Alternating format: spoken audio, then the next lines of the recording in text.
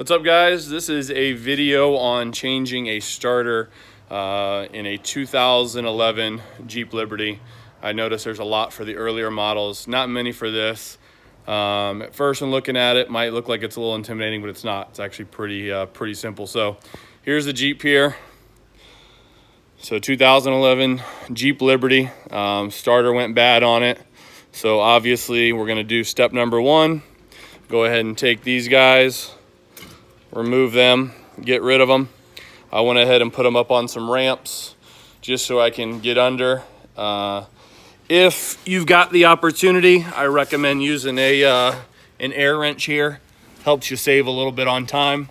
I did use two different length of extensions on it, but let's take a look under here. Slide towards the rear. You'll notice you got the drive shaft in the way, and then there is the starter right there. So step one again was take your battery, take the terminals off. Step two is going to be taking these guys off. Believe that is a 15. 1, 2, 3, 4. Take that off. You might have to roll the Jeep back and forward a little bit, and then take this, slide it out of the way.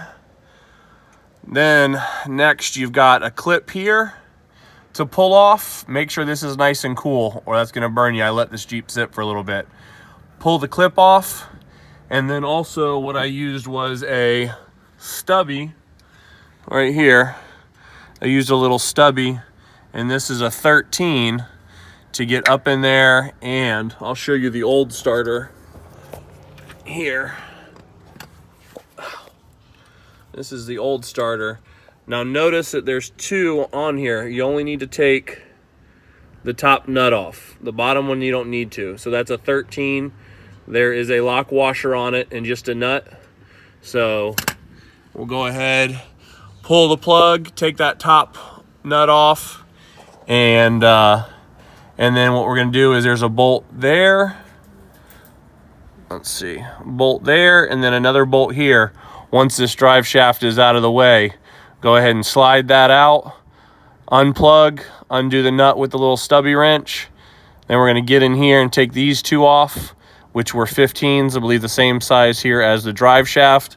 That's where this nice little air wrench came in handy, because instead of just sitting there doing little turns, I was able to just go and come right out. So went ahead, put the new one in, put the two bolts connecting it back, connected with the 13 and the stubby wrench, connected my wire, came back, put these guys in. Recommend putting a little bit of Loctite on there, putting them in there, putting the right pounds of torque on it, then come out of the Jeep.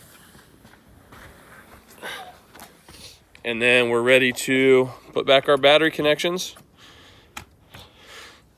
and then start the Jeep. But that's it. 2000 Jeep Liberty. I think the dealership said like 1.4 or 1.04 hours. I want to say it took probably 30-45 minutes. So pretty simple, guys. Just doing this video, quick video. I couldn't find any on YouTube. Everything's for the earlier models Liberties. So any questions, comments, post them below. Like, subscribe. See ya.